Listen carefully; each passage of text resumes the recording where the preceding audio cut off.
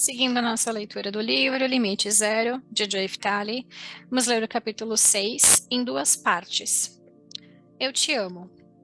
Nada que seja perfeito, completo e certo para você pode lhe ser negado quando você é o seu eu em primeiro lugar. Ao ser o seu eu em primeiro lugar, você automaticamente experimenta a perfeição sob a forma de pensamentos, palavras, realizações e ações divinos.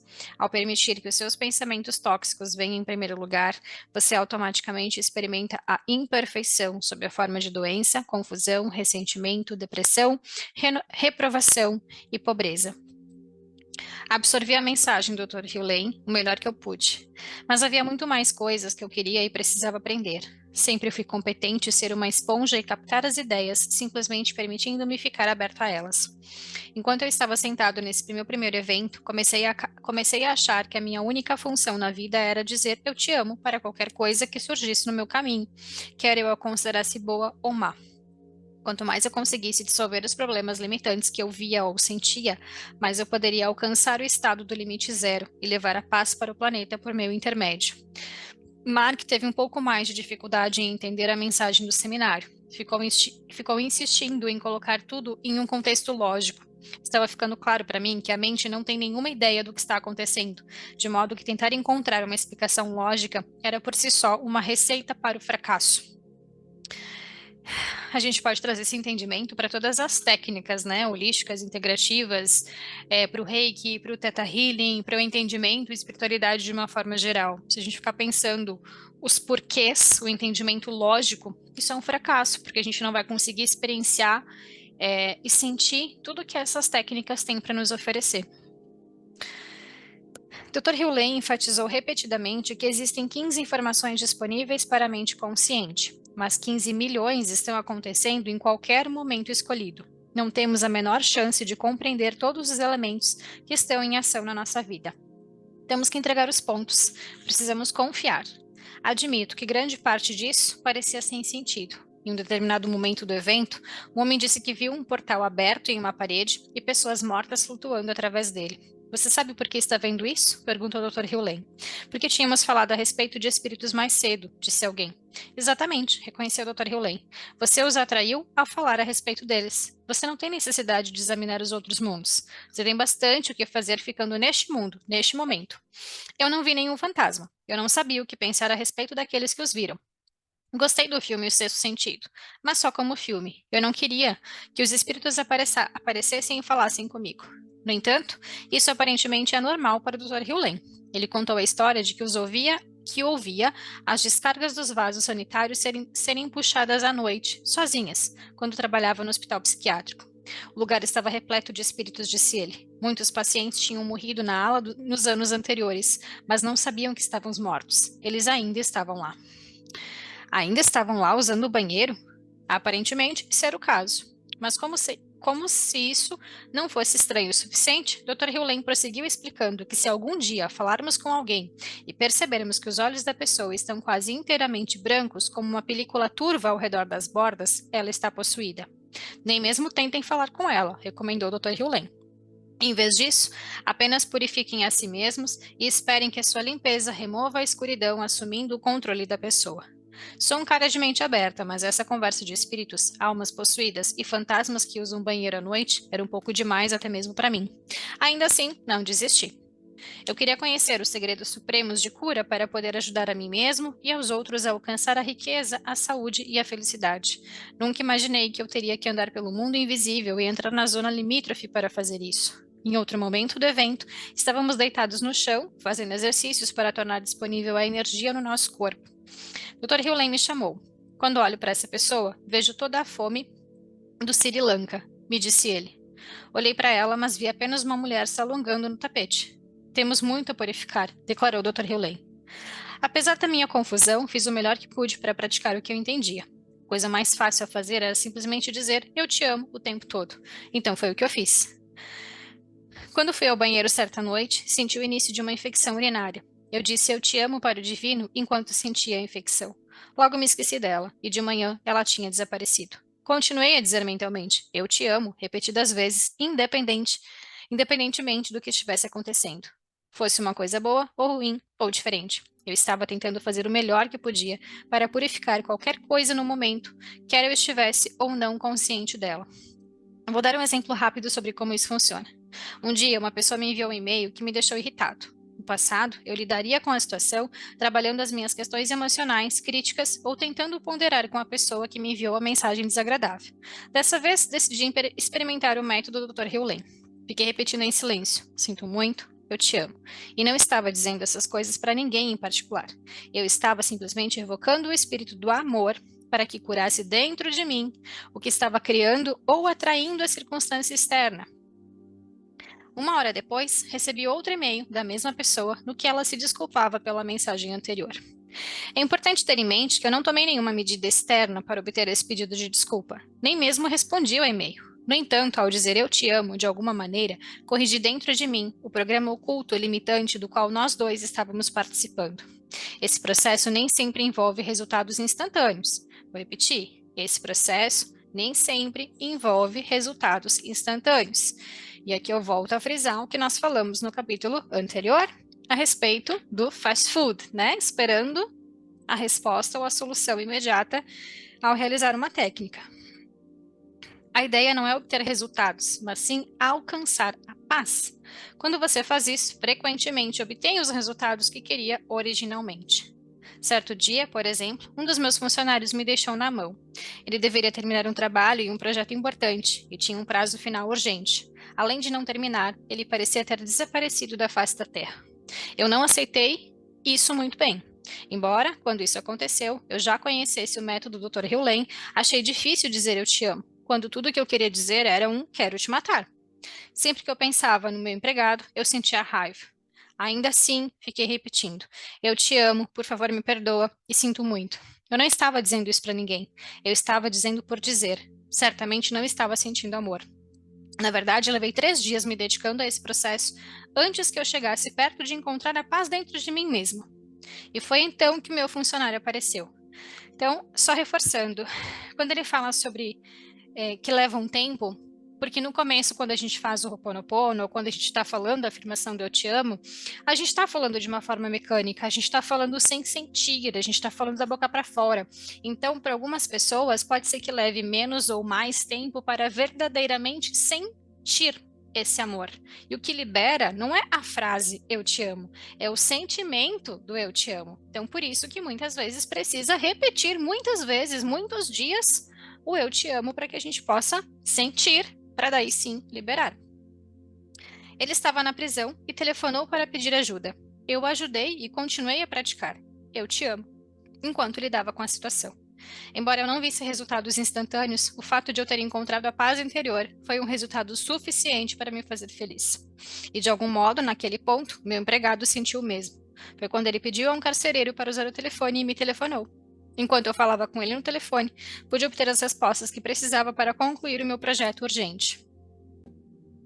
Quando participei daquele primeiro seminário de Ho'oponopono oferecido pelo Dr. Hewlett, ele elogiou o meu livro The Attractor Factor. Ele me disse que à medida que eu for me purificando, as vibrações do meu livro aumentarão e todo mundo sentirá isso quando lerem. Em resumo, à medida que eu fosse me aprimorando, o mesmo aconteceria com os meus leitores. E os livros que já foram vendidos e que estão lá fora? Perguntei. The Attractor Factor fora um best-seller e tivera numerosas edições, e estava agora sendo publicado em brochura. Eu estava preocupado com todas as pessoas que já tinham exemplares do meu livro. Aqueles livros não estão lá fora, explicou ele, uma vez mais me confundindo com a sua sabedoria mística. Eles ainda estão em você. Em resumo, não existe um lá fora. Seria preciso um livro inteiro para explicar essa técnica avançada com a profundidade que ela merece, motivo pelo qual estou escrevendo este com o consentimento do Dr. Hewlett. Basta dizer que sempre que quiser melhorar qualquer coisa na sua vida, desde as finanças até os relacionamentos, você só precisa procurar em um único lugar, dentro de si mesmo. Nem todo mundo no evento entendeu a essência do que o Dr. Hewlett estava falando. Perto do final do último dia, as pessoas começaram a bombardeá-lo com perguntas, todas provenientes do lado lógico da mente. Como a minha limpeza pode afetar outra pessoa? Onde está o livre-arbítrio em tudo isso? Por que tantos terroristas estão nos atacando? Dr. Hewlett ficou quieto. Ele dava a impressão de estar olhando diretamente para mim. E eu estava sentado no fundo da sala. Ele parecia frustrado, levando em conta que toda a mensagem dele dizia respeito a não existir nenhum lá fora, a tudo estar dentro de nós. Ele provavelmente estava sentindo que a falta de entendimento de todo mundo refletia a falta de entendimento dele. Ele dava a impressão de que ia suspirar. Só posso imaginar que ele estivesse dizendo aos seus botões: Sinto muito, eu te amo. Reparei que muitas pessoas no evento tinham nomes havaianos e, no entanto, não pareciam havaianas. Mark e eu pedimos a elas que nos explicassem o motivo daquilo. Fomos informados que se sentíssemos vontade, o Dr. Hewlett poderia nos dar um novo nome. A ideia era que nos identificássemos com um novo eu no caminho, de não ter nenhum eu e nos fundirmos com a divindade no zero. Eu conhecia o poder de um novo nome. Nos idos de 1979, tornei-me Swami Anand Manjushri. O nome me foi dado pelo meu mestre na ocasião, Bhagawan Shin Rajneesh. Naquela época da minha vida, quando eu ainda estava lutando com o meu passado, debatendo-me com a pobreza e buscando um significado, o nome me ajudou a recomeçar. Eu usei durante 7 anos. Era natural que me perguntasse se o Dr. Hewlett me daria ou poderia dar um novo nome. Quando eu lhe fiz a pergunta, ele disse que costumava consultar a divindade. Quando se sente inspirado, ele diz o que recebe. Mais ou menos um mês depois daquele primeiro seminário, ele me escreveu dizendo o seguinte: Joy, vi uma nuvem surgir na minha mente outro dia. Ela iniciou uma transformação no seu eu, agitando-se lentamente e transformando-se em um amarelo bem suave. Em seguida, ela estendeu ao seu eu como uma criança ao despertar na invisibilidade. O nome Al-Aqua, divino, emergiu da invisibilidade. Recebi a seguinte citação hoje como parte de uma mensagem de e-mail. Ó Senhor, que me transmites vida, concede-me um coração repleto de gratidão. Eu lhe desejo paz, além de todo o entendimento, paz do eu, Ilha Leakala. Adorei o nome Al-Aqua, mas não tinha a menor ideia de como pronunciá-lo. Assim escrevi para Hewlett pedindo ajuda. Eis o que ele respondeu. Joy, A é o som da letra A em pai. O é o som da letra O em oi. K é o som da letra C em casa. U é o som da letra U em azul. Paz do eu, Ilha Leakala. Consegui então entender e fiquei feliz com meu novo nome. Nunca usei em público, mas o fazia quando escrevia para a doutora Hewlett. Mais tarde, quando comecei meu blog, passei a assinar ao Acua. Muito poucas pessoas fizeram perguntas. No entanto, adorei usar o nome porque parecia que eu estava pedindo à divindade que purificasse o meu blog usando uma frase que significava para mim o afastamento das nuvens para que eu pudesse avistar a Deus. Embora o treinamento do fim de semana tivesse inserido "eu te amo" no meu coração, pelo menos temporariamente, mesmo assim, eu queria mais. Escrevi para o Dr. Hewlett perguntando se ele viria ao Texas para falar sobre o Ho'oponopono com um pequeno grupo de amigos. Esse era meu plano para poder desfrutar um pouco mais da pessoa dele.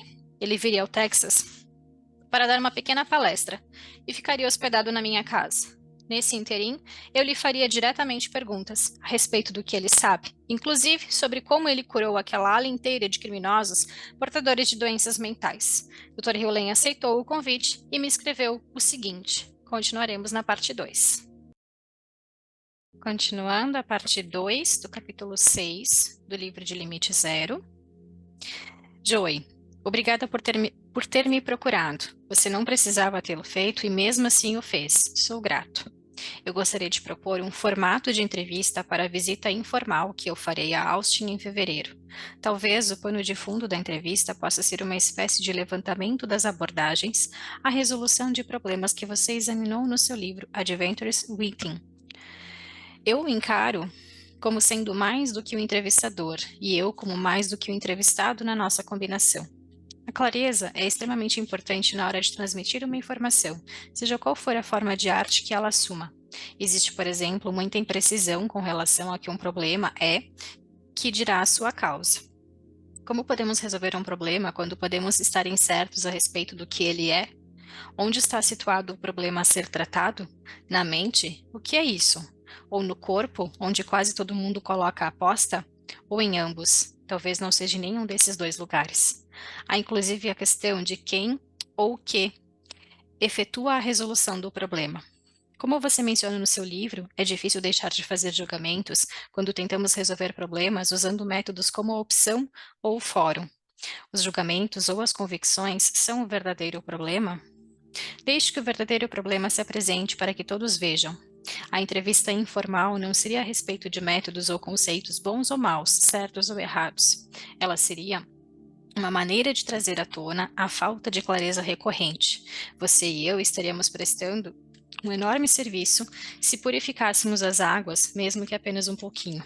É claro que cada momento encerra os seus ritmos e tendências peculiares. No final, como diz Brutus, parafraseando, na peça Júlio César de Shakespeare, teremos que esperar até o final do dia para ver o que acontece. E é o que também teremos que fazer. Diga-me quais são as suas ideias a respeito da entrevista que você propôs. Não estou comprometido com ela como Brutus estava até o fim. Paz, Ilha Leacala. Logo em seguida, anunciei um jantar exclusivo com o Dr. Hewlett. Achei que talvez 5 ou 6 pessoas pudessem aparecer. Em vez disso, quase que 100 pessoas se mostraram interessadas, e 75 delas pagaram por um jantar agradável e de qualidade para reservar um lugar à mesa. Dr. Hewlett me surpreendeu ao pedir uma lista com o nome de todas as pessoas que iriam comparecer ao evento. Ele queria fazer uma limpeza no que dizia respeito a elas. Eu não tinha certeza do que aquilo significava, mas enviei a lista assim mesmo. Ele agradeceu, dizendo: Obrigada pela lista. Ao Akua. Tudo consiste apenas em purificar. A chance de nos livrarmos de coisas que interessam e estar desimpedidos para Deus. Depois, alma vive em função da perda do teu servo e que esse anseio intensifique o teu valor. Compra termos divinos vendendo horas de desperdício. Se alimentada por dentro e por fora, não ser mais rica.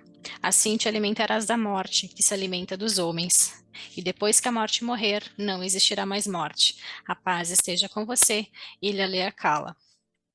Quando o Dr. Hewlett chegou a Austin, eu fui buscá-lo no aeroporto. Ele imediatamente começou a fazer perguntas a respeito da minha vida.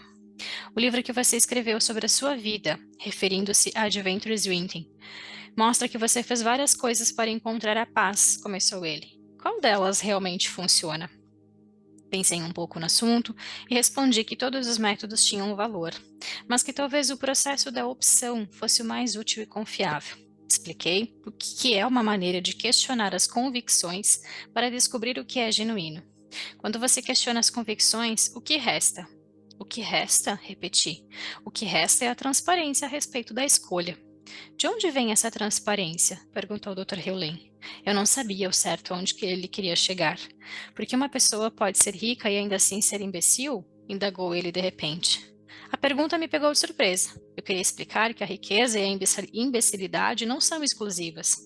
Não existe nada escrito que diga que somente os anjos são ricos. Talvez a pessoa antipática seja clara a respeito do dinheiro, de modo que ela pode ser rica e mesmo assim ser idiota, mas não consegui encontrar as palavras certas naquele momento. Não tenho a menor ideia, confessei. Não creio que precisamos mudar a nossa personalidade para ser ricos. Basta termos convicções que aceitem a riqueza. De onde vêm essas convicções? Perguntou ele. Por ter participado do treinamento do Dr. Hewlett, eu sabia o suficiente para responder. São programas que as pessoas adquirem com a vida. Uma vez mais, ele mudou de assunto, dizendo que eu sou realmente um autor convincente. Ele estava começando a considerar a ideia de que eu escrevesse o livro a respeito do Ho'oponopono. Você está pronto para que eu escreva um livro agora? Perguntei. Vamos ver o que acontece no fim dessa semana, respondeu ele. Por falar nisso, como vamos organizar o jantar? Perguntei. Eu sempre queria controlar a situação para ter certeza de que me sairia bem e as pessoas receberiam o que desejavam. Eu nunca planejo, respondeu o Dr. Hewlett. Confio na divindade. Mas quem vai falar primeiro? Você ou eu? Você tem uma apresentação que quer que eu leia para você? Vamos ver, respondeu ele. Não faça planos. Isso me deixou pouco à vontade. Gosto de saber o que esperam de mim. Dr. Hewlett estava me fazendo pisar no escuro, ou talvez na luz. Eu não tinha certeza na ocasião. Ele prosseguiu dizendo a coisa mais sábia que eu já tinha ouvido até então. O que nós, seres humanos, não temos consciência na nossa existência, de momento a momento, é de uma constante e incessante resistência à vida, começou ele. Essa resistência nos mantém em um constante e incessante estado de afastamento da nossa identidade própria e da liberdade, da inspiração e, acima de tudo, do próprio Divino Criador. Em poucas palavras, somos pessoas deslocadas que vagamos sem rumo no deserto da nossa mente. Somos incapazes de prestar atenção ao preceito de Jesus Cristo. Não resistais. Não temos consciência de outro preceito. A paz começa comigo. A resistência nos mantém em um estado permanente de ansiedade e empobrecimento espiritual, mental, físico, financeiro e material, acrescentou o Dr. Hewlett. Ao contrário de Shakespeare, não temos consciência de que nos encontramos em um constante estado de resistência em vez de fluxo. Para cada partícula de consciência que experimentamos, pelo menos 1 milhão se refreia inconscientemente.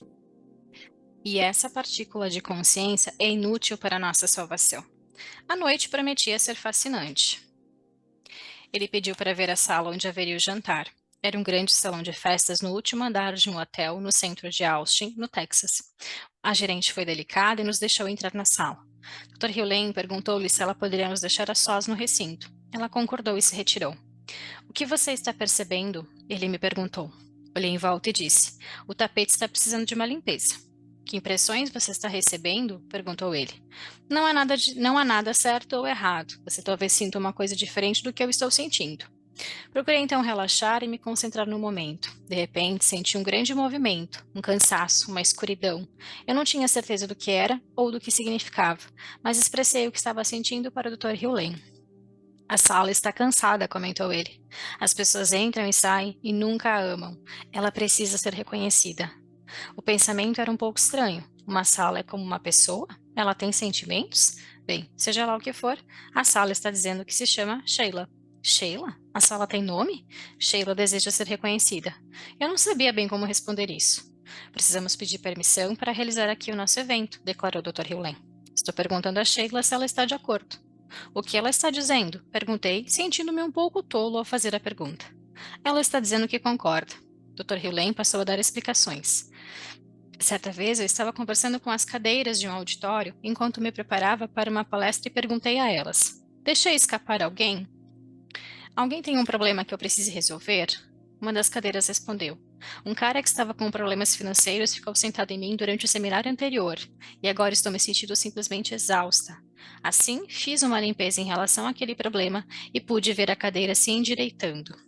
Nós comentamos, o adendo, nós comentamos sobre isso em uma das mentorias, né? Eu falei que o Dr. Hewlett pedia com licença e fazia Ho'oponopono também para as cadeiras, conversando com as cadeiras, né? Falei que mais adiante no livro teria esse trecho aqui.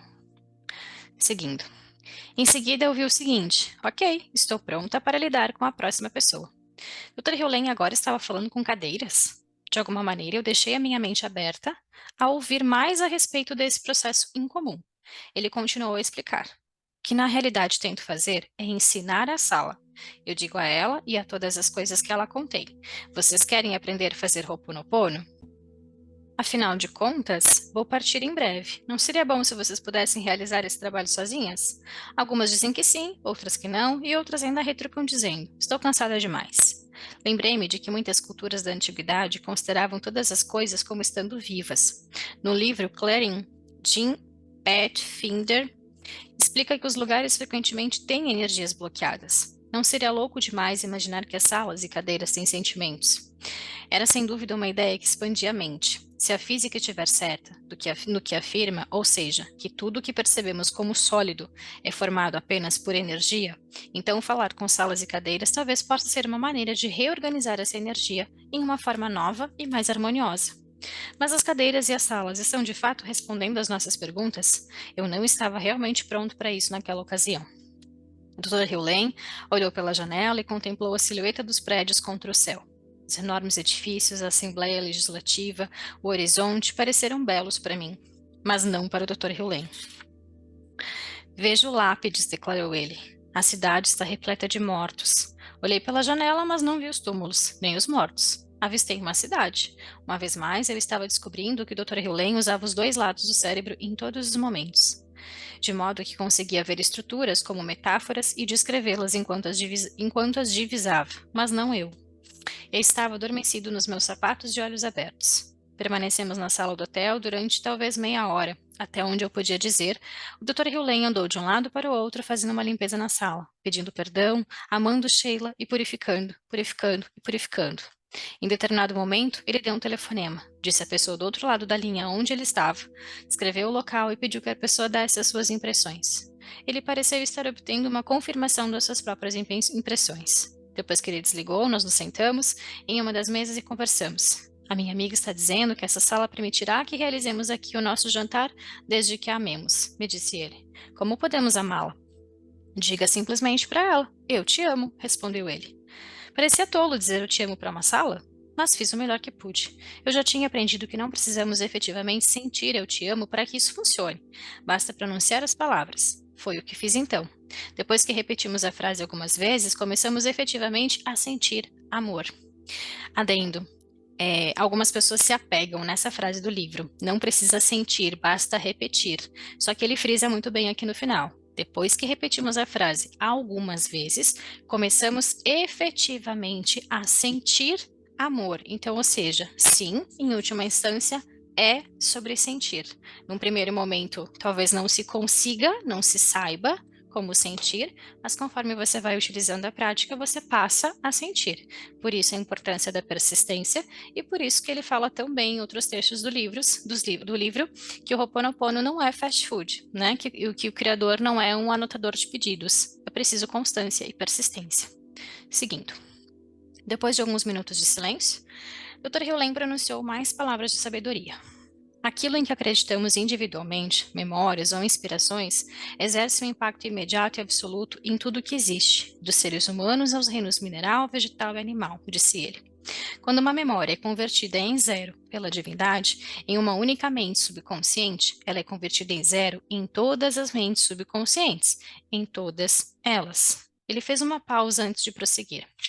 Assim, Joseph, o que acontece na sua alma de momento a momento, acontece em todas as almas no mesmo momento. É maravilhoso perceber isso. Mais maravilhoso, contudo, é compreender que você pode apelar para o Divino Criador e pedir que ele elimine essas memórias da sua mente subconsciente e substitua-as na sua alma e na alma de todas as pessoas, por pensamentos, palavras, realizações e ações da divindade. Como responder a isso? Tudo o que consegui foi pensar foi: eu te amo.